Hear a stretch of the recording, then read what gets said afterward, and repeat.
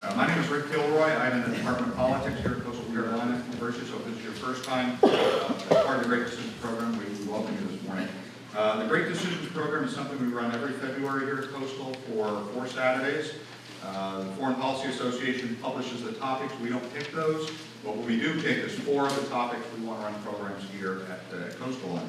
In the past, we tended to pick topics that we had some expertise in our own department or in the university. And this year, we actually went outside of Coastal and brought in 3 guest speakers. And so we're excited that one of them is here today from Mexico.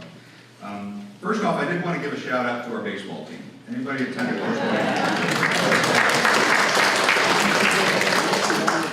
We're very proud of our baseball team. And also 3 of our students in the Intelligence and National Security Studies program are on the team. So I want to support them. But if you've not been to a Coastal baseball game here, it is a beautiful field, probably one of the nicest in college and campuses that I've seen, and going to be very competitive, having won the national championship a couple of years ago. We're very proud of our baseball team. So while you're here in the area, if this is your first time, you might want to take advantage of our baseball program here at Coastal. Secondly, just again, a reminder, students, don't forget to sign in. The sign-in sheet is back here on the table. Please put your professors, any sections, and I can make sure that they know that you're here. And also any wall students doing this for PDA credit, there's a separate sign-in sheet for you. So make sure you sign in on that one as well. We did sell out of the books, so thank you very much for purchasing the books. But Barnes & Noble is here again. Sal is out there. He has a computer. He can order the books for you if you'd like to do that. Pay and have them shipped directly to you. If you still have an interest in purchasing one of the textbooks, he'll help you out with that. I printed out some more of the surveys. For those of you who would still like to do a hard copy survey, those are on the back table. What those are is basically, it's public diplomacy. It is your input into foreign policy in our country. So if you fill out the hard copy and bring that back next week, or if this is your only one to fill out for today, we collect those, basically send those to the Foreign Policy Association. They consolidate all of them from all over the country and publish the results. And there's a copy of last year's results on the table. Please feel free to take a look at it. Just don't take it. It's the only one I have. You can go online and it's there as well. But that is presented to the Secretary of State. That is something the Foreign Policy Association has been doing every year. And your input contributes to that process. So they're getting feedback from the American public on the topics that we've been discussing each year in this program. So, and right before I introduce Tristan Maloney, who's going to introduce our speaker, I just want to say a little bit about the speaker this weekend. Abelardo Rodriguez and I have been friends for 15 years. We started academic collaboration at a Homeland Security conference run by U.S. Northern Command back in 2004. And we've had an ongoing relationship, a friendship, collaboration academically. We published articles together, books together, and sponsored conferences in 3 countries. Each of us has contributed to the ongoing process of discussing North American security cooperation with our colleague from Canada, Todd Hadley, who is actually an RCMP officer, Royal Canadian Mounted Police. So we're bringing my military intelligence background, Todd's policing background, and Abelardo's academic background, and he also works with the Mexican military as well. So the 3 of us have been collaborating for some time now. So I'm excited that he can come to Coastal and be part of the program this morning. I did want to let you know that he's been active since he's been here. He came in on Wednesday. The first day we kept him busy on campus. He spoke to 3 of our classes, our foreign policy classes, comparative politics classes, and also the Pi Sigma Alpha, which is our political science honor society. And then yesterday, he spoke to Blackwater Middle School. He gave them a presentation on Mexican culture. Mexico has a number of World Heritage Sites, which are established by UNESCO, part of the United Nations. A lot of people don't realize that Mexico has the 6th most of these sites in the world today. And the United States has a lot less, because their history goes back a lot longer than ours does. But he did an outstanding job of presenting those to middle school students, 6th and 7th graders, and they're very excited about having an opportunity to learn more about different cultures and particularly learn about Mexico. And also, we had a chance to be interviewed yesterday afternoon by WPDE Television. So if you go online, our interview is available online. They broadcasted it yesterday at 6 o'clock on the news. But there's an article about what we talked about, and you'll see also the video of the interview is available if you'd like to take a look at that as well. So with that, I'm going to go ahead and turn it over to Tristan Maloney. Tristan is an intelligence and national security studies major. He is from Raleigh, North Carolina, and he is very interested in pursuing a law enforcement career after he graduates from Coastal this year in May. So, Tristan, you come on up and introduce our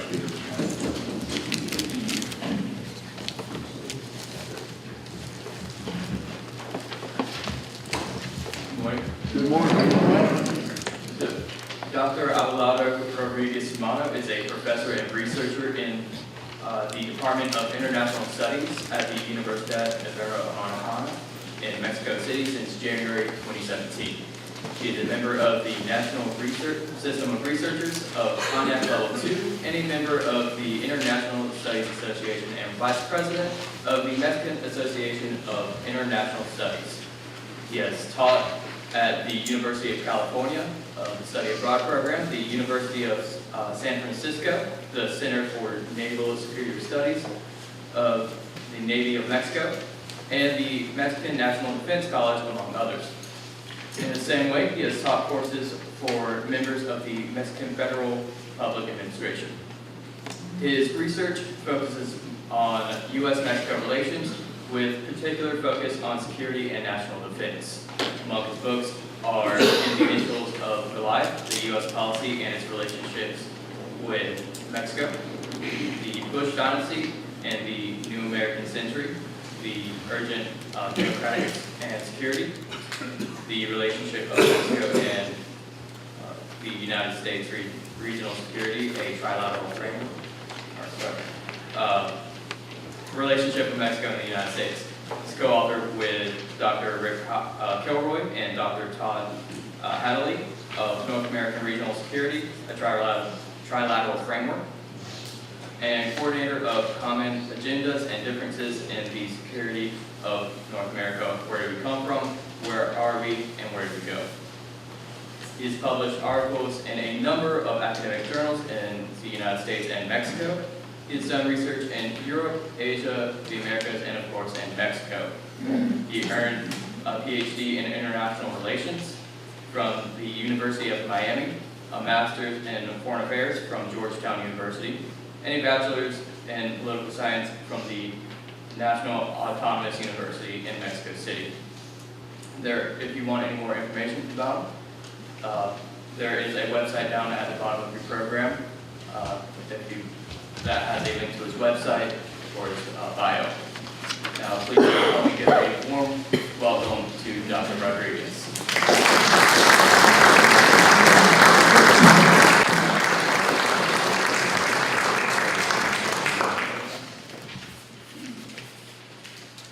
Thank you so much.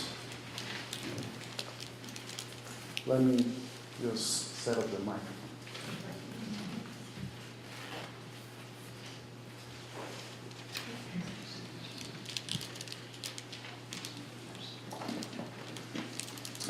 I'm very happy to be here this morning, Coastal Carolina University, and thank you so much to Dr. Kilroy for this kind invitation. I'm very happy to share some of my thoughts, a little bit of research about U.S.-Mexico relations. I have organized a presentation for you this morning, taking into account the new government of Mexico, Andrés Manuel López Obrador, who just arrived July 1st last year, and he took took office on December 1st of just last year. So he has been in power for less than 3 months, but that's a historic momentum. And well, in the last 25 years, I have studied the U.S. I have lived here in several states in Washington, California, Florida, and I have been excited studying the U.S., the history of the U.S., the foreign policy, international relations, the linkages with Mexico, the potential and energy of these great nations. So we have a lot of friends. My daughter grew up here when I was in Georgetown as a graduate student. And also, in the last, as I said, 20 years, we have developed, my family and I, different kind of friendships all over the U.S. So this is my first time in South Carolina. It's my first time in Coastal Carolina University. I'm being very happy to learn a little bit about this university. Okay, let me go directly to the presentation and just to show you a little bit about the index that I have here. I think it's quite important. We will look at a very general overview of U.S.-Mexico relation and this dynamic of convergence and divergence between our two countries in the last less than 2 centuries. I think in this perspective, I know that I can use this microphone. Okay, let me see that I can move. I think from a Mexican perspective and a U.S.-Mexican perspective, it's quite important to go back to the U.S.-Mexican War. This is what we are going to look very rapidly, the U.S.-Mexican War, Treaty of Guadalupe Hidalgo that set the limits between both countries after 1848, then the Mexican Revolution of 1910, World War II, Cold War, NAFTA, 9/11 terrorist attacks, Trump administration, and I will concentrate to Andrés Manuel López Obrador foreign policy. Okay, this is Mexico. As you know, we share an extensive border with the U.S., but not only the border, we share the continent, we share the oceans, the Atlantic and the Pacific. I think this is quite important. We share the region and the continent also with Canada, and in our case with Central America and the Caribbean. Those are very powerful links in order to look at the Mexican case. Okay, but it's important to know that for foreign policy and defense, always, mainly the foreign policy and the defense or the armed forces, they go back to the war. And they go back to how Mexico used to be before the U.S.-Mexican War. And that's very important because that is part of the army in Mexico, part of their doctrine, the defense, and the line, how it was before the U.S.-Mexican War. That's, I think, important to take into account. Then, as you know, in 1847, there was a war, that's the Mexican Castle in Mexico City. This confrontation, Mexico lost in 1847. And after that, after the war, it caused part of the Mexican identity. That is a nationalist approach in foreign policy, but also in terms of a Mexican identity, the memories of war of the 19th century. That was, for us, that was a tragedy. It was a tragedy. And we have here the Treaty of Guadalupe Hidalgo that set the current limits between both countries, 1848. That's the signature between both governments right after the war, and that established the core limits between both countries, where Mexico lost more than half of its territory. Then this is part of the dynamic divergence. Then through the 20th century, after the Mexican Revolution, the American intervention in Veracruz, and we have another kind of different divergence. That was after the dictatorship that we have in the Revolution of 1910. The U.S. entered in Veracruz. Those are some of the images that we have in that time. Then the move to convergence during World War II. Mexico and the U.S. got together against Japan and Germany. So we can see through time how the relationship evolved from divergence to convergence during World War II, and I think that was crucial in order to develop a new relationship in terms of sharing the border and looking at the relationship in a geopolitical dimension. Then moving forward in terms of the Cold War, when President Kennedy visited Mexico in 1962, it was a kind of celebration actually in Mexico when he visited Mexico. And it was, I will say a kind of momentum between both countries, a new different kind of collaboration, development, exchange of sciences, of science, exchange of students, etc. So it was, here is where I can underline this word of convergence. We have another. Then, after the end of the Cold War, we have the North American Free Trade Agreement, which started in January the 1st of 1994, and it established the framework of North American integration. Mainly we were talking about trade integration, but also it created a new framework for different kinds of relations: education, oil, science, every kind of different relations among the countries of North America. I think that was the momentum of that year. We have now 25 years of NAFTA. And it's, as you know, there's a evaluation of the future of NAFTA. And there's a new negotiation between Mexico, the US, and Canada. I'll go back to NAFTA in a little bit. But I just wanted to show this perspective of convergence and divergence.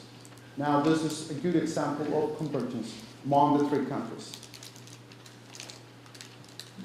The North American map, Mexico, US, and Canada. Then, in the year 2000, we have a transition to democracy with President Fox.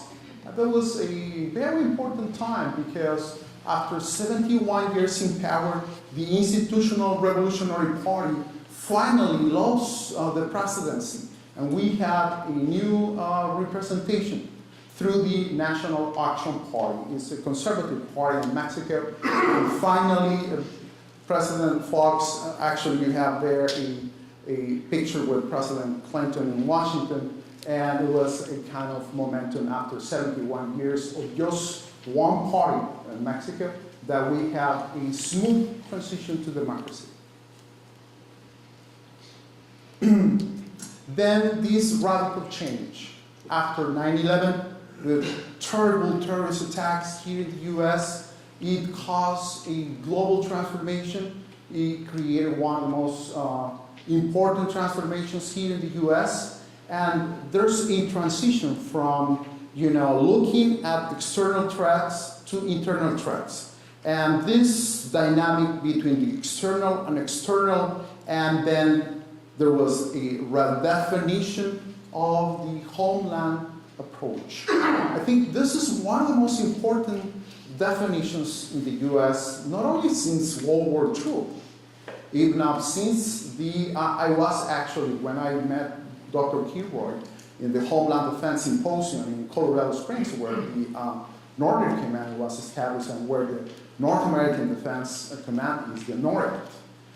One of the arguments after 9/11 was we need to look at the neighbors.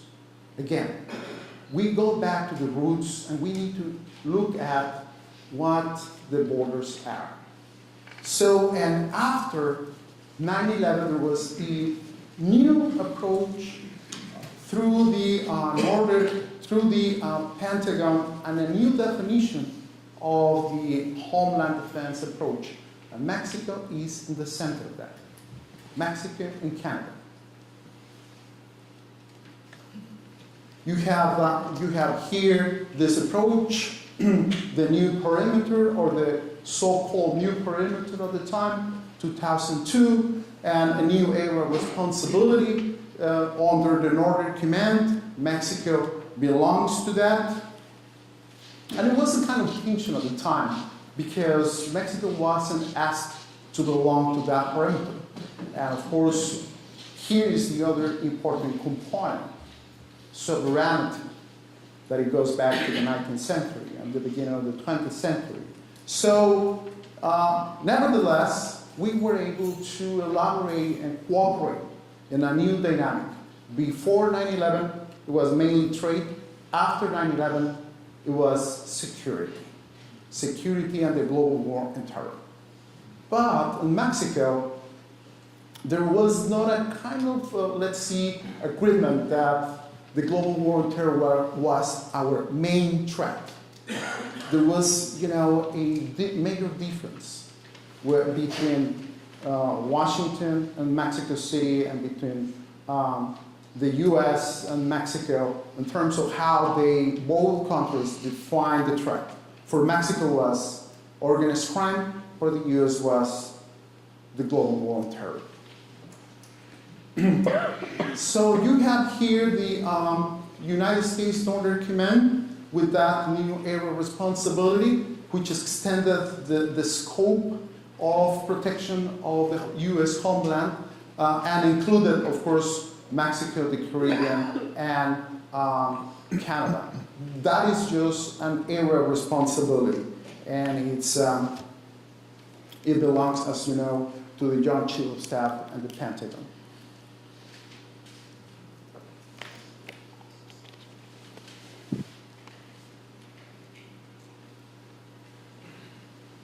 Then the situation changed after Katrina, the natural disaster that we had in New Orleans in 2005.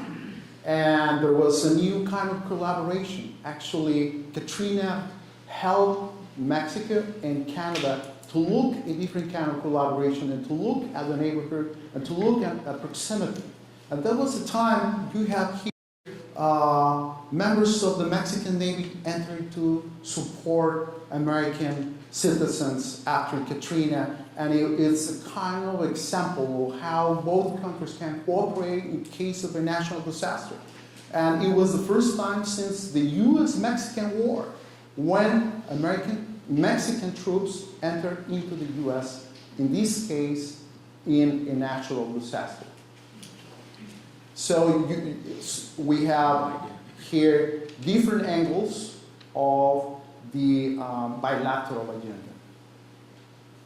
Then, in the year 2007, President George W. Bush and President Felipe Calderón, they signed the Mérida Initiative, Iniciativa Mérida, where they have an agreement of shared responsibility. This is a very important word, shared responsibility in looking at the transnational threat, the transnational component of organized crime. It meant that by the first time that year, 2007, both governments agreed that organized crime had a transnational component. It meant that it was a Mexican responsibility and an American responsibility, even, of course, with global ties.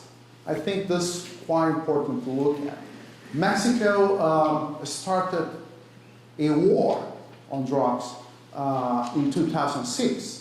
And we had a war on drugs from 2006 to 2012. And unfortunately, it became very violent, the situation in Mexico. It became very bloody.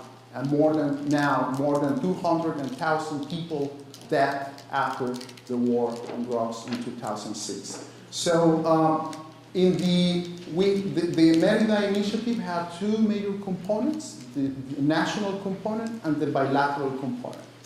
My criticism to the Mérida Initiative is that the Mérida Initiative didn't look at the sources of the threat. It improved cooperation, it improved dialogue, it improved exchange of information, it improved trust between both countries, but the policy of both countries didn't attend the source of the threat. I think that's crucial to look at in terms of the kind of problems that we still have in their relationship. Then here, for example, the legal weapons trafficking. This is part of the debate that we have currently in Mexico. Many of the armories are here, California, Arizona, New Mexico, Texas, and we share the border. We know that this is linked to some extent to the Second Amendment. and the right to bear arms here in the US. That's not, of course, we are clear about that, but the problem has to do with the international component. When those guns are in the hands of organized crime in Mexico, that's when the creation of this transnational threat is there. Has Mexican component or even Latin American components with American components. And this is a very important industry here. There are some of the roots of the illegal weapons trafficking, and also we can see some of the most violent places in Mexico, in northern Mexico and Tamaulipas. Sorry.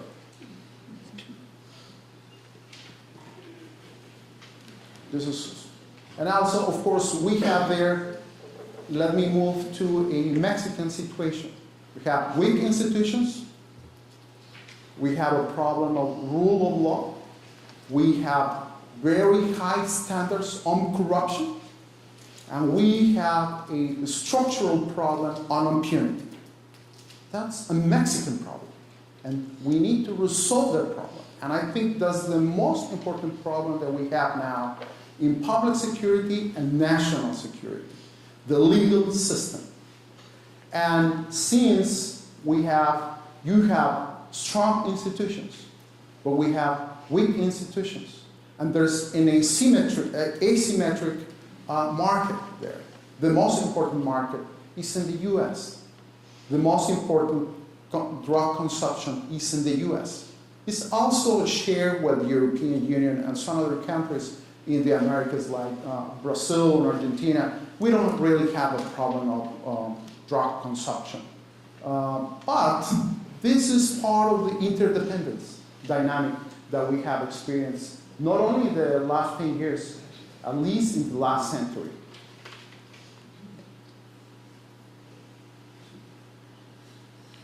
And this is the result, one of the cartels. This is the terrible image that we have with this transnational component that is fueled by the illicit money that is in the international market.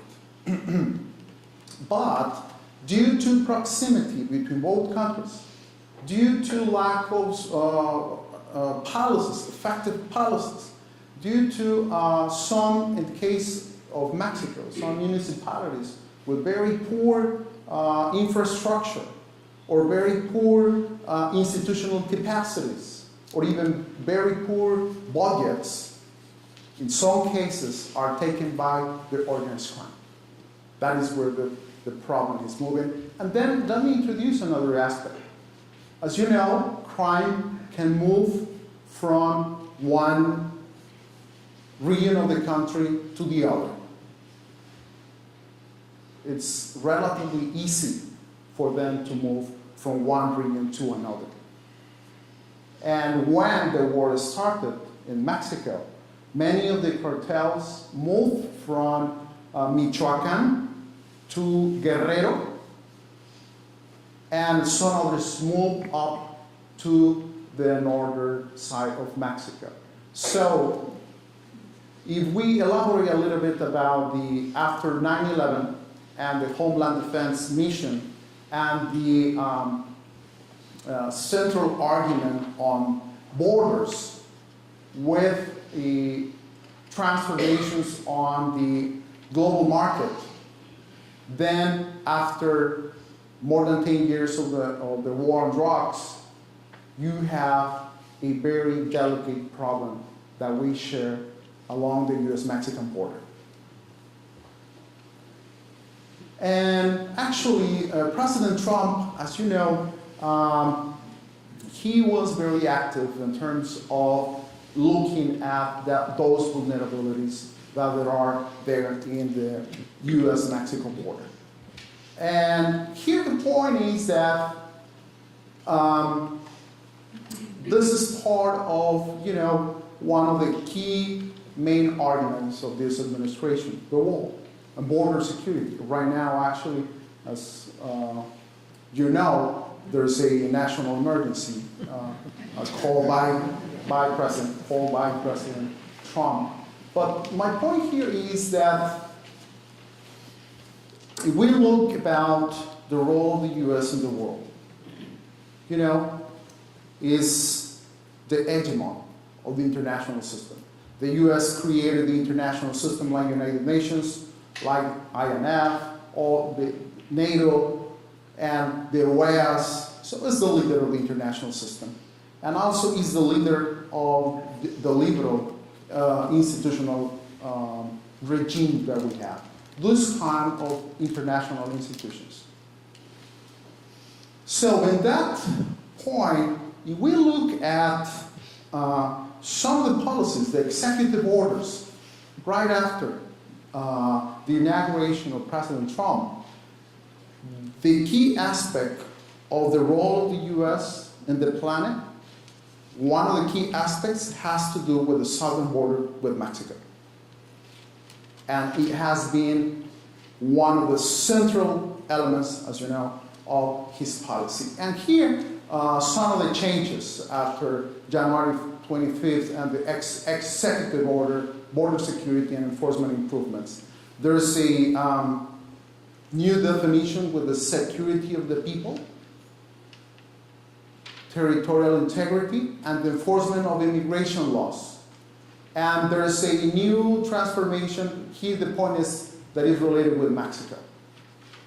The purpose of this order is to direct executive departments and agencies to deploy all legal sources to secure the southern border. And we can see that there's a combination of different institutions here in the U.S.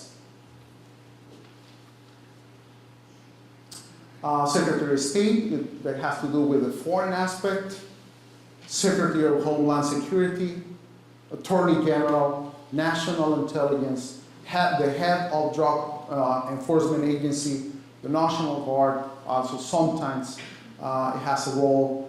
And in the end, you have the interconnection of the Homeland Security apparatus with the national security apparatus looking at the southern border. This is new. The emphasis is, again, in the case, in the relationship with Mexico. Then, let me move to Mexico and the new president. Andrés Manuel López Obrador, he's from Tabasco. He's I will say in general terms, he's a nationalist. He studied political science at the National Autonomous University of Mexico. He was a member of the Institutional Revolutionary Party, and implicitly, his figure is a kind of response, in direct response to what was happening in Mexico. And we will do a brief analysis about his about his policies on his policy and his his definition of foreign policy. But let me first go to develop some of the aspects of his political biography. He was the mayor of Mexico City too, and that's when he started his presidential campaigns in the year 2000. He had 3 presidential campaigns, 2006, 2012. He lost, of course, the 2 of them, and just on July 1st, he won, finally. And Mexico is a different country now after July the 1st. We have a new correlation of forces. The old party, including the Institutional Revolutionary Party and the National Action Party, they are very weak now. The new leadership is under Morena, his political party, and he founded a political party in 2013. It's a party of almost a little bit more than 5 years. The poor come first. it had a very strong resonance in Mexico, including indigenous people and young people and senior people.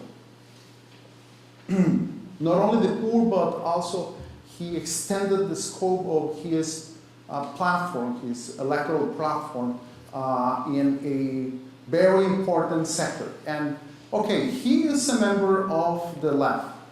He's a member of the left. There are some members of the several actors of that they are populist, some others nationalists like him, and some former members of the PRI and PRD, some of the parties where he used to belong. Some of his ideals.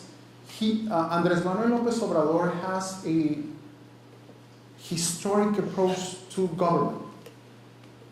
He always likes to look at the history. He likes to go to the 19th century.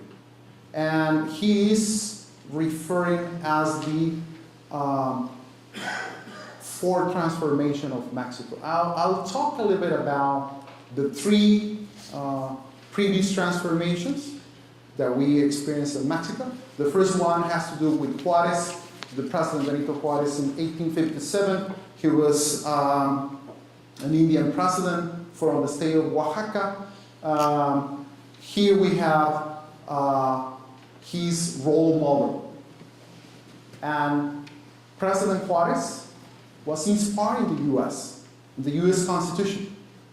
He was the one who promoted the vision of power and the three powers, similar as we have in the American Constitution. He was inspired, even in the founding fathers. He was a reader of the founding fathers, and the most perfect union, the debates between the Confederation, and he was fascinated by that. In the end, as a president, he promoted the most important transformation in the Mexican Constitution, which was a republic, a presidential system, and a division between the state and the church. Then the second momentum that Andrés Manuel López Obrador is inspired by, the Mexican Revolution. After Juárez, we have a dictatorship of 36 years in Mexico. And in 1910, we have a revolution that in fact took 10 years. But here the point of the Mexican Revolution is the Mexican Constitution of 1917. The Mexican Constitution of 1917, it has three key articles of the Constitution. Article 3 is free education. Article 123 is labor rights. And Article 27, right to property, protected by the Constitution. So the economy and politics was before a dictatorship.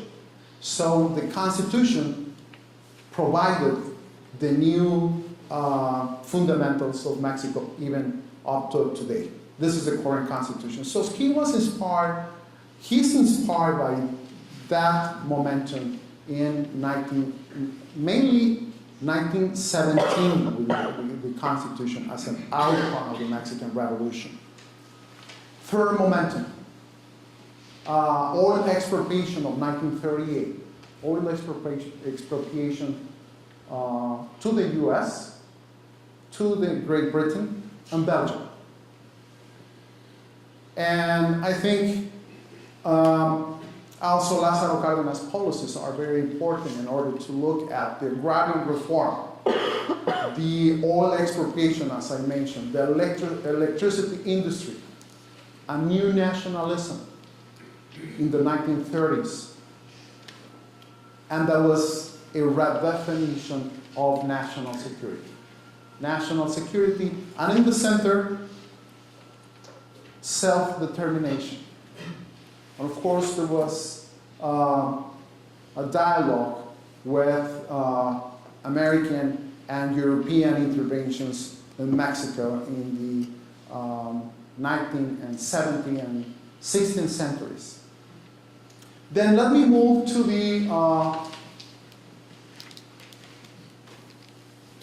as Andrés Manuel López Obrador called it, the fourth transformation. He is right now in the perspective of advancing his fourth transformation. He has radically criticized the liberal order. He has been very radical, and the connection between that criticism has to do with high standards of corruption. Second, he has been very critical of the Washington Consensus about privatizations. Many of the public companies and industries that used to belong to the Mexican state were privatized during the 90s, and he has been very critical about that. He has been very critical about cuts in public spending, such as public education, health, and public services, and he has been critical of NAFTA, the North American Free Trade Agreement. In terms of inequality, he's in favor of the Free Trade Agreement. Actually, right now there's a new negotiation. He supported that negotiation. We have a new agreement between Mexico, the US, and Canada. He supports that, but his mantra is economic and social development instead of just trade. That's the difference, and we will see that in the next 6 years, the equation of economic and social development. Then let me move to Mexican foreign policy. Main challenge, the relationship with the US. And here we have here is the Ambassador Estrada, that is called Estrada Doctrine of 1929, who is the intellectual on this doctrine. And President Andrés Manuel López Obrador has argued that we should go back to the Doctrina Estrada. We should go back to the old principles. Let's go back to the principles of this doctrine. Non-intervention, self-determination, no international recognitions to third countries. It holds a major difference with European and North American colonialism. I did something wrong here. And the Estrada Doctrine have implicitly the loss of more than half of the territory in the 19th century. It doesn't say a word about it, but it had in mind.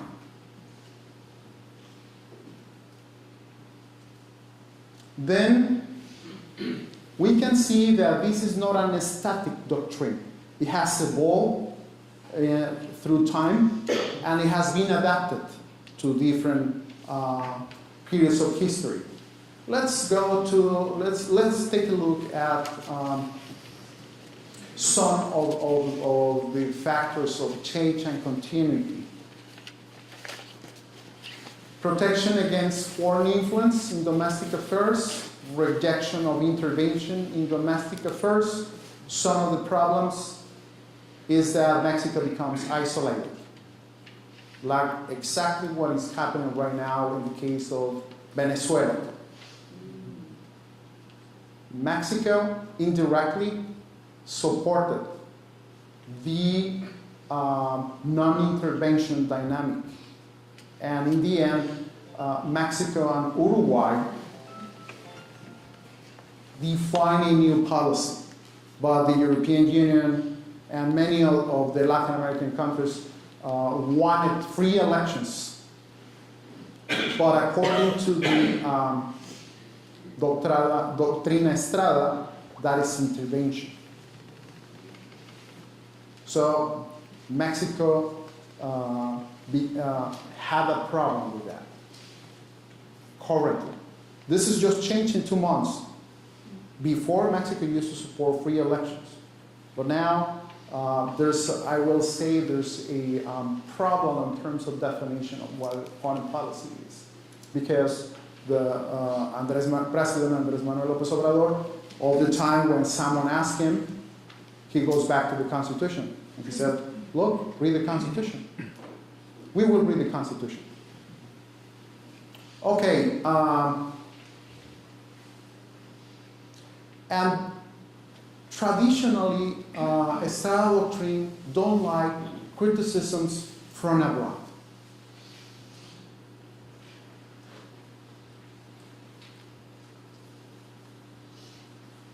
As I mentioned, there has been an evolution on the principles, and right after the end of the Cold War, this doctrine adapted to regions and to, in this case, NAFTA, and a new definition of priorities in terms of the Mexican foreign policy.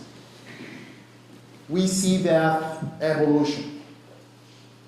During the NAFTA years, it was a distance from the Estrada doctrine principles.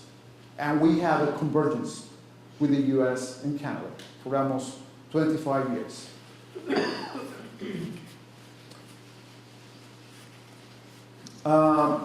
Nevertheless, Doctrina Estrada don't reject cooperation, international cooperation. Actually, it promotes international cooperation, and in this case, as a member of the United Nations, as a member of the OAS, and as a member of many international institutions. In the year 2000, the Doctrina Estrada was more proactive. It was pre-proactive under Jorge G. Castañeda, who was the Minister of Foreign Relations. Actually, I worked with him. He was pre-proactive. And they included human rights in the center of the policy, and there was a definition and a clear distinction between the old party and the year 2000 with that agenda. But we see the evolution there. As I said, they supported the multilateral order. Then these are the 4 fundamentals of the doctrine. The diplomatic dimension is, if we go back to the principles, the diplomatic approach with the element that we have said, non-intervention. Then in terms of the Mexican war doctrine, defense, this is the second element. And one of the aspects of the Mexican war doctrine has to do with never look for a war with the US. That's important. But this I will say it's a very interesting document. Very few people actually, I don't know why, very few people included in the armed forces know this document. The document says, just in case of extreme circumstances, and in terms of legitimate defense, we will go to defend the sovereignty. That's what the document says. So here you have the second component. The third component, under José Vasconcelos, has to do with culture, arts, and education.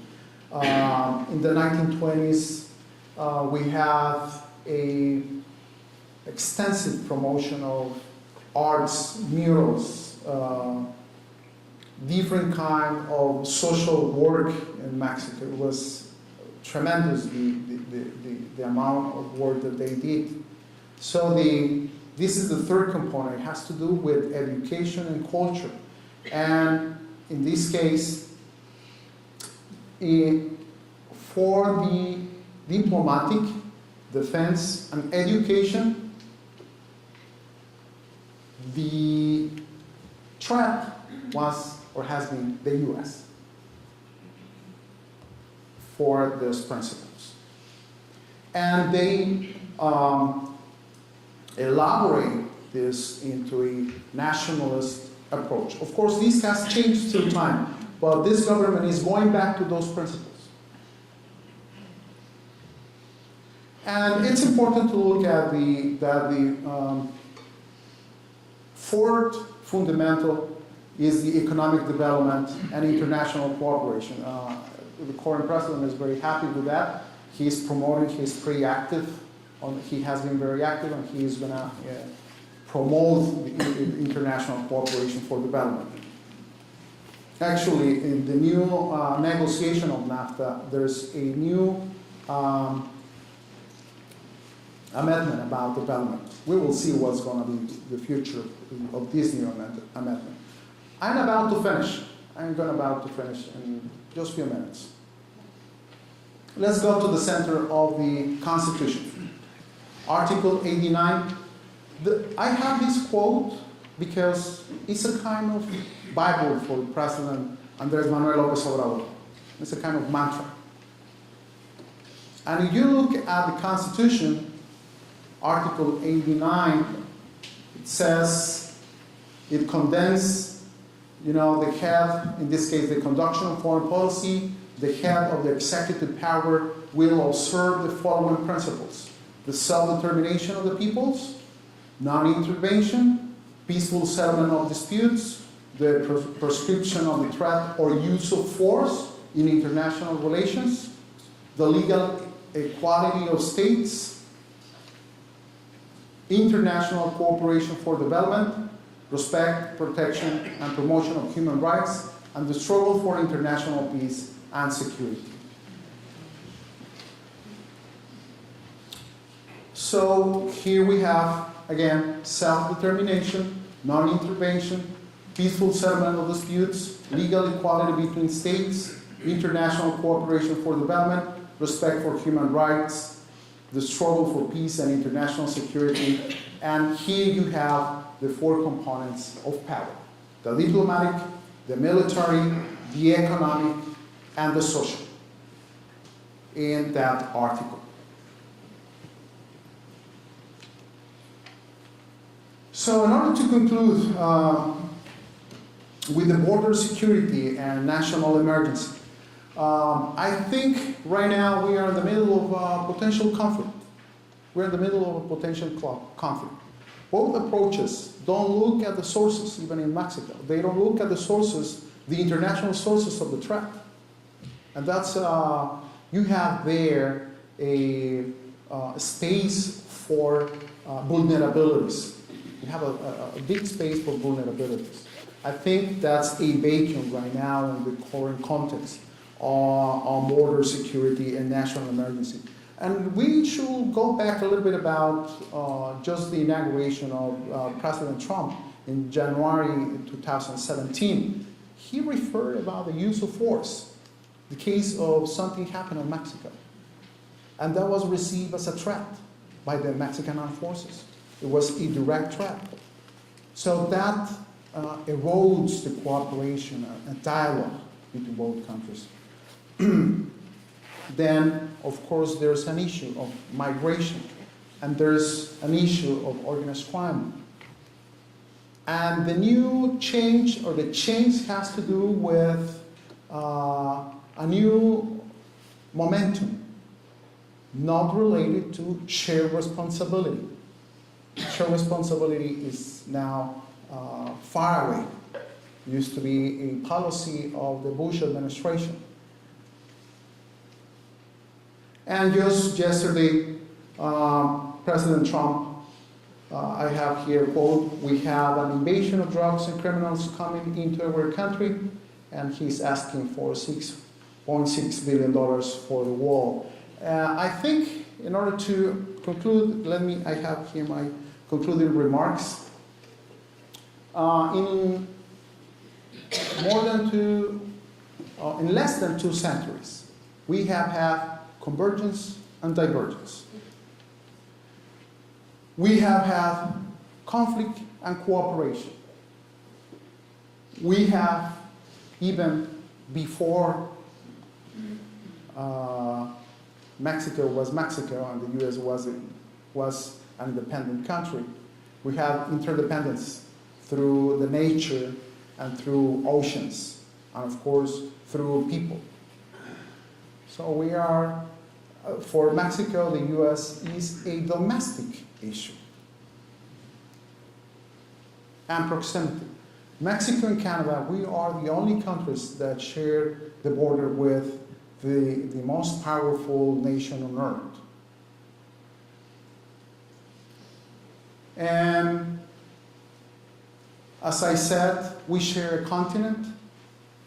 And in that perspective, and with these policies, we see there's potential for major conflict.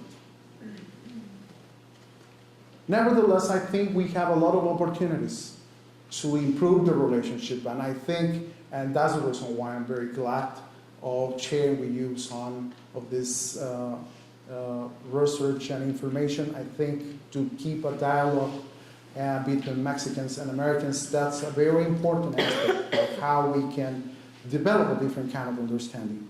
So that's the reason why I think also we have a great number of opportunities. And nevertheless, again, tensions will continue. With this, I would like to leave it here and to thank you for your kind attention.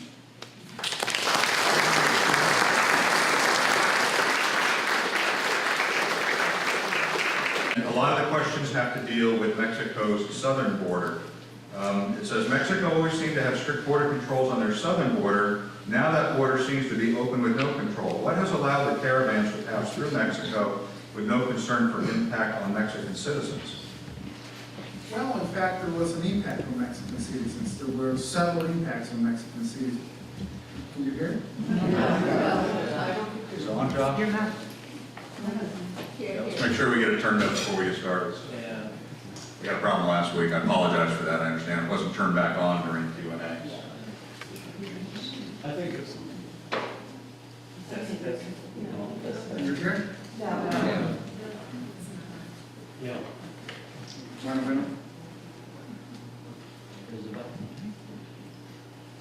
You have to fire.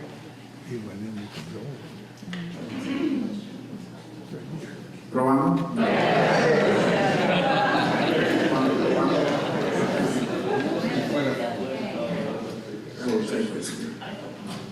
As I said, in fact, there were several problems for many Mexicans in Mexico, of every kind. It was, first of all, I will say that there was an ambiguity from the Mexican government. At the time, it was the end of the Enrique Peña administration. It was his last one in office. That was in November, October and November. It was the last one. So the president was super weak, the former president. And you have a transition at the time with President Andrés Manuel López Obrador, who he wasn't the president, but he acted as a president. So, but in legal terms, there was an ambiguity there. And I think also there was coordination between former government and the current government at the time, in the middle of your electoral process here in the U.S., your election last November. So I think there was this lack of coordination. Second, there was a very weak president. Third, also in this case, the new government was defining its approach on migration, and the approach is development. So to some extent, there was this kind of vulnerabilities in terms of coordination between the previous president and the current president with the electoral process in the US. So it became into a major problem in Mexico and of course in the relationship with the US. This is part, I know that it's quite complicated and it has diplomatic implications, it has public safety implications in Mexico, it has national security implications. Now there's a huge aspect of Mexico because we have two main ministries. It is the Ministry of the Interior. The Minister of the Interior, Secretaría de Gobernación, is the one who has taken care of borders and migration. But the Secretaría de Gobernación, the Minister of the Interior, is experiencing a tremendous change under this administration. So we have a very weak ministry. So there are several things there. And with the creation of a new public safety ministry. The current public safety ministry has 2 months. So there are a series of different aspects in the middle of these changes between the former government and new government with the caravan, the Central American caravan, including all the very delicate problems that we are experiencing in Central America, particularly in the case of Honduras. To that end, It's a quite complicated, excuse me? yeah, I'll ask questions over here because we have a lot to go through, just so you can hear me as well. So in your opinion then, what should Mexico do regarding South America, the caravans coming in from Central America and routes the United States? What are policies Mexico can do? I think it's a very complicated problem because it has to do, in this case, with Honduras and El Salvador. Honduras is one of the most unsafe countries on the region, one of the most unsafe countries on earth. We are talking about a very complicated government, so it's not an easy answer to that. And the case of El Salvador, something similar, and the case of Guatemala, something similar. So what is right now taking place is this promotion of, as Mexico is promoting development, they are promoting development in Central America too. And they are trying to negotiate a new agreement with the Trump administration. Is this going to resolve the problem? I don't think so. Because development is a long-term perspective.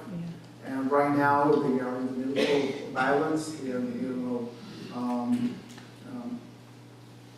drug cartels.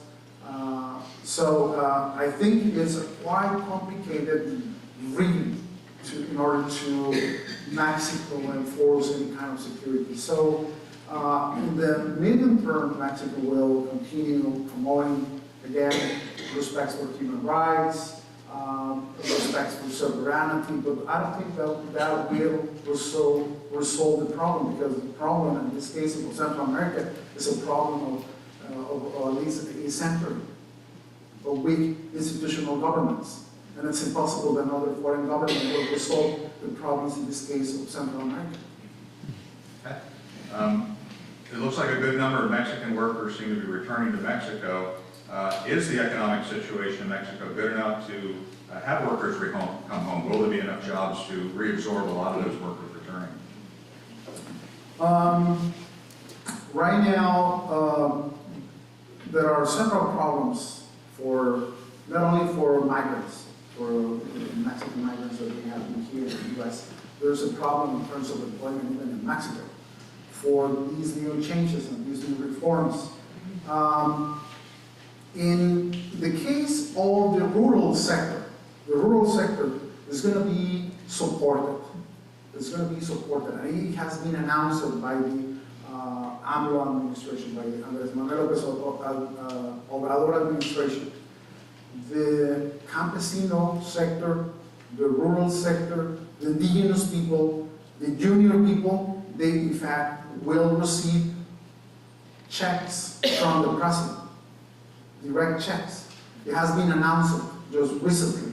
We will see if that will have an impact on Mexican migrants that they are returning to Mexico. I haven't heard specific about the return of Mexican migrants here in the U.S. if they are going to be part of this initiative.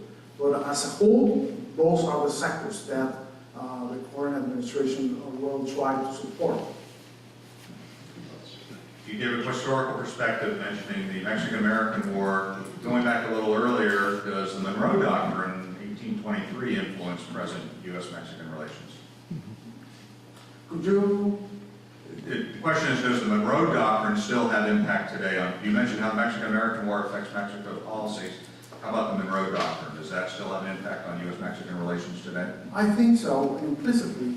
If we look at, in this case, of the National Security Council, there's a Western Hemisphere office, and they have actually a continental approach. The Special Assistant to the President of the Western Hemisphere has a continental approach, and that's based on the Monroe Doctrine. Actually, one of my professors at Georgetown, Venezuela, he used to be a advisor to President Clinton, and the way how they dealt with Mexico has to do in terms of the hemispheric interest of the U.S. that they go back to the 19th century. It has evolved in time, and it has evolved in terms of the critical junctures in the international context. But I think that's quite important, and it's a major difference in the case of Mexico, because Mexico is mainly dealing with a national context, while the U.S. Actually, this is fascinating. The U.S. has at least 5-6 levels of analysis: the national, bilateral, regional, hemispheric, and global level of analysis simultaneously. They are looking at the national, and simultaneously they are looking at the regional, and simultaneously they are looking at the global level. So in this case, Monroe Doctrine is also, in my view, and according to what I have studied, is linked to the global interests of the U.S. and also, of course, right now, the main priority is the homeland. That's how I will approach to that. I think that is still a link. Even some Secretary of States, sometimes they're far away of that doctrine, or some others they don't mention that, but I think it's implicit in the history of the U.S. Okay. What do you say are the sources of threats that neither country is addressing, and what are the real threats to U.S. and Mexico?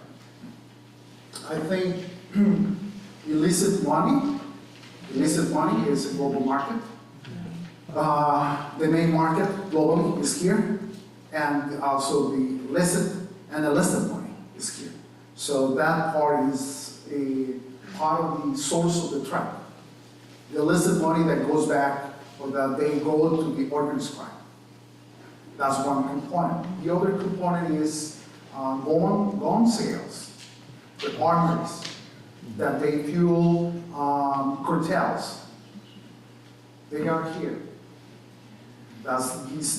And in order to attend the sources of the threat of transnational organized crime, you need to look at these regional, local, national, hemispheric components. In this case, the illicit money, as well as the gun sales, including some industries that are along the U.S.-Mexican border, has this part of this transnational component. So I think those are part of the sources. In the case of Mexico, the corruption is a source for the threat and impunity. So if you combine the transnational dimension with the illicit money, when a cartel can buy a municipality, or they threat a governor, based on the market that when they allow cartels to cross drugs to the U.S. So there is a component there. So it's a mix. So in this case, is a binational and transnational creature that is linked to also, again, the impunity in Mexico. That's terrible. Okay. Let's talk, we'll switch over to trade. We were told NAFTA has changed under the USMCA. Please explain maybe details or changes and how NAFTA helps, the new NAFTA, this new negotiated will help both countries. You know, the last 15 years, free trade has increased 3 times in Mexico. It has a benefit for the business sector in Mexico, and it has a benefit for some sectors of the US and Canada. But I will say here that it's related to these major private sectors. That, in terms of the GDP and in terms of the investment, the foreign investment in Mexico, it has had an increase of 300% in the last 15 years. Now there's in the middle of a change. But the main problem with that increase is distribution of wealth. We have a major problem there. The richer people is richer and the poorer is poorer. So that's what we are experiencing in terms of this. It has, you know, it has created that potential of new infrastructure, new investments, new companies around Mexico, the US and Canada. But the problem is that many of them, they are very specialized. They are very technical. And that there's a divorce with the general public, the general people. And that's where I see a criticism of this. So it has, as a conclusion, it has had a general benefit for the economy of the region, but it has been, in some cases, a disaster in the case of Mexico for the agricultural sector, particularly to the farmers. And just to follow up on that, the agreement was actually negotiated under Peña Nieto. Will the current Mexican president ratify the new trade agreement? And can you talk a little bit maybe about how they'll deal with protecting intellectual property and labor? I'm sorry, I'm not an expert on you know, it's a very specific aspect. I'm very sorry about that.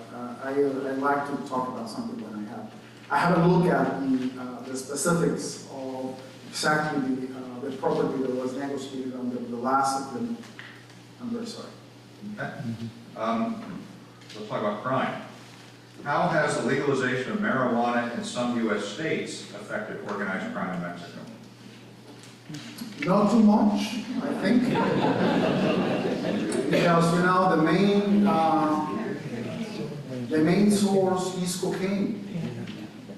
Is where the main money is, and methamphetamines too. Now the Asian drugs that they are, you know, currently in the international market in North America and of course in the binational market. So it has had I will say, a new rhetoric towards this transition, but it hasn't had a substantial impact on policy. Because the illicit money is mainly in the cocaine market. How effective was Calderon's war on drugs in 2006? And I'll just add to this, how did it change under Peña Nieto in 2012? Well,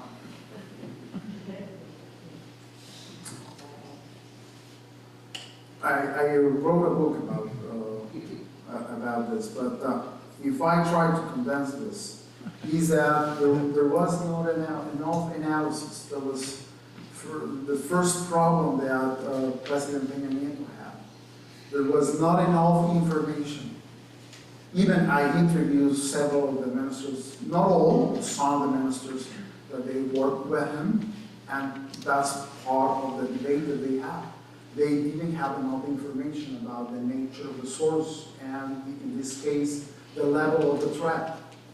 And President Calderon started with that problem.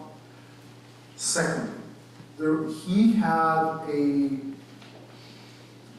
had also a political problem because his presidential campaign was under controversy in the year 2006 with Andrés Manuel López Obrador. Andrés Manuel López Obrador was about to win 2 months before, and the day of the election, finally, President Felipe Calderon won. But we don't know the exact numbers of what happened. Suddenly, this is a transition. I talked with the former governor of Michoacán, Lázaro Cárdenas, and here is a problem. Here's the thing. In the case of Michoacán, they have had for decades problems with organized crime. One of the arguments that former governor of Michoacán used to mention is that President Fox didn't really pay attention to the problem in Michoacán. I don't know if you know, but Michoacán is the home state of former President Felipe Calderon. His hometown. And he started the war actually in Michoacán. He started the war on drugs in 2006. In fact, it was December 11, 2006 in Michoacán. But the third problem has to do, I think, with the lack of political consensus. He didn't have political consensus from the left. He didn't have political consensus from the old regime, and he didn't have the support from governors, from all of the governors. He just had support from the governors of his political party. So when he announced the war on drugs, he is the commander-in-chief, but he didn't have the political support in the Chamber of Deputies and in the Senate, as well as in many municipalities and so on, some states. So by the third year, it became the numbers of violence so intense, and it was so violent, the situation in Mexico, that as you might have heard, even there were several attacks from cartels to the Mexican government and to the Mexican people. So in the end, to me, it was necessary to have an intervention in the situation, in the problem, but the way how the government approached it was without enough information and without a national consensus. So in the end, the war on drugs was, to me, was very ineffective. Kind of going along with the question about corruption, impunity, weak institutions, and weaknesses of the regime. Can you discuss any of those? And specifically, there was an alleged $200 million bribe to Peña Nieto mentioned during the El Chapo trial. So how is AMLO going to confront it? What can he do about it? I don't know.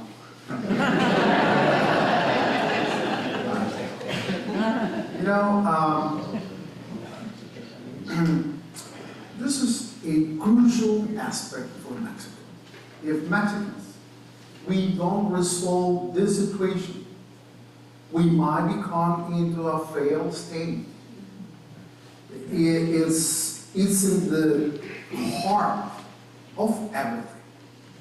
In terms of, what is my point? The argument is that not only in this case, the legal system, the Constitution doesn't work for the relationship between authorities and the people, and for the rights between the people with the people, like the private sector, like education, like health. So we have one of the most progressive constitutions in Latin America. But in terms of the rule of law, that's where the major problem is.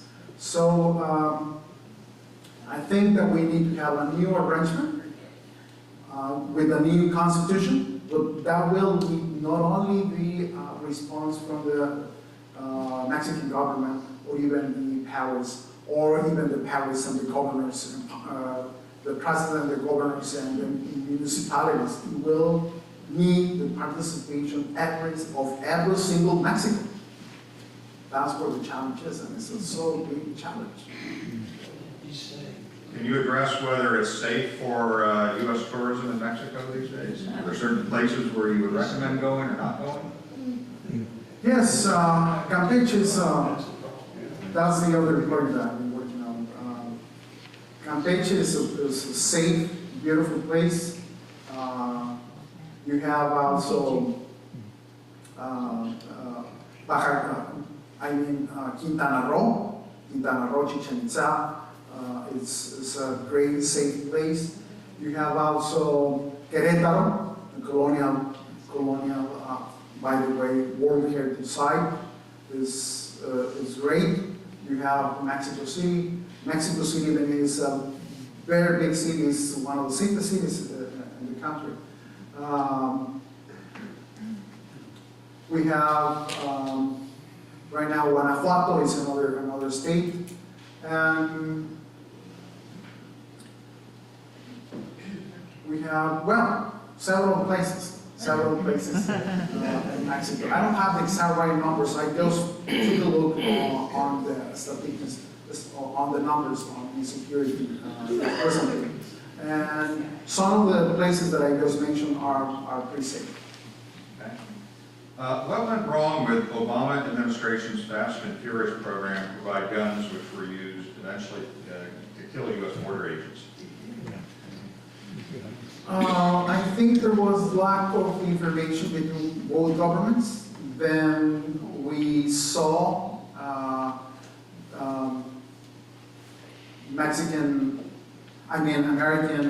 American officials in Mexico, and there was a lack of coordination between both governments. There was an action in Mexico, and that became into a diplomatic and political problem between both governments without the substantial exchange of information between both governments. So in the end, also it became a sovereignty problem in Mexico. Okay. And related to gun trafficking, gun trade, what are Mexico's laws regarding gun ownership, and how are they different from the U.S.? I don't know. Are they available for sale in gun stores like we have them here? Oh, well, some people can buy, but they are regulated by the Ministry of Defense.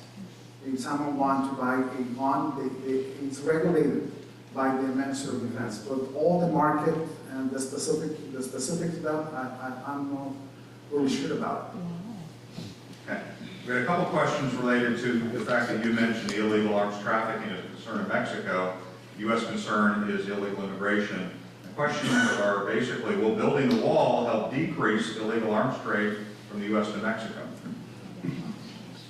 Well, I think right now it's still a project. And many of the guns are here.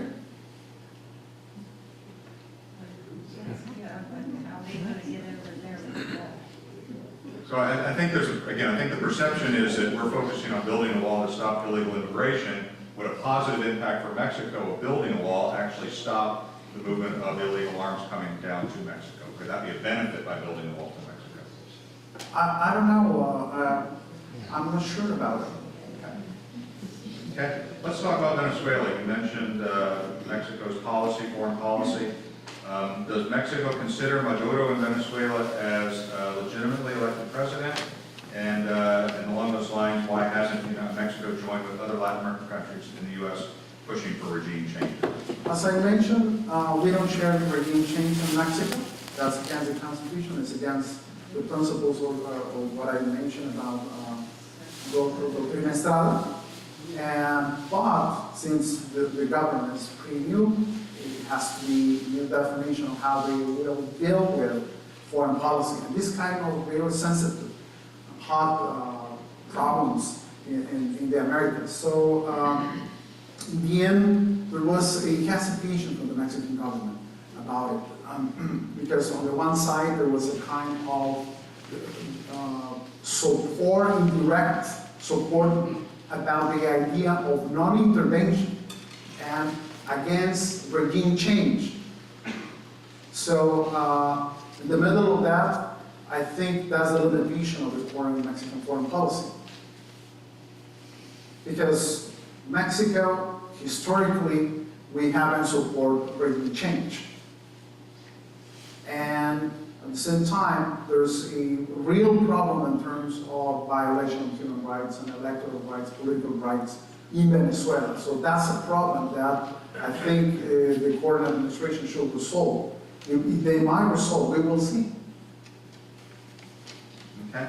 Can you better define concepts of convergence and divergence, and do you foresee a possible political merger between the U.S. and Mexico, something like a North American Union along those lines? Yes, I think there are a lot of examples of convergence between both countries, like in the case of trade, like in the case of nature, like in the case of education. There's convergence, historic convergence we have had in the last century between both countries. So, and also, I think in this case, the Mexican-American community, the Hispanic community, they are kind of bridge to Mexico and in relationship with the U.S. and many different aspects. And there's also in the U.S. a lot of interest about Mexico in many universities. There are programs on Mexico in case of, for example, UT at Boston. There are some programs at Harvard. There's a program in Georgetown. There's a program in Berkeley. So there's convergence in many universities in the U.S. So I think education is a very good example of convergence. Although in the case of divergence, we have also many examples. We have a little, or some examples of divergence. So I think it has to do with, right now, we are in a kind of limit in terms of the interdependence between both countries. So there's, right now what we have is divergence. That's what we have. We will have this talk in 10 years. If this is a continuation, we might experience probably a major conflict. So I think in the American society, there's a potential for both forces, convergence and divergence. The article in the Great Decisions book gave a history of like the Bracero program, guest worker program during World War II. How would Mexico respond to that? Would that be something that would be positively received if we were able to develop that within our country and had a guest worker program? How would Mexico respond to that, like the Bracero program? You mean in the future? In the future, right. Yes. There was an agreement of a number of Mexican workers that they come to the U.S. There was an agreement on visas, and there was an agreement of a number of specific workers that they enter into the U.S. I think that's part of a program that have worked in the past. But I don't see the potential for that kind of program in the near future. Okay. And we're going to go ahead and make this the last question. For the average Mexican, and for you personally, would you say that one conclusion is it's very difficult living next door to a giant? I think it's a challenge. It's a great challenge. and also a great opportunity. And and that end, I think there are, as I have said, a lot of perspectives. It's not only one perspective, and in that end, only education, information, different experiences, to be sensitive about differences are important. But I always have found through the U.S. that there's a friendly approach to Mexicans. So with this, I want to, again, celebrate this opportunity to share with you some of these ideas. And I do really want to thank Coastal Carolina University, and of course to all of you for your patience and time with this Mexican academic. Thank you so much. Thank you.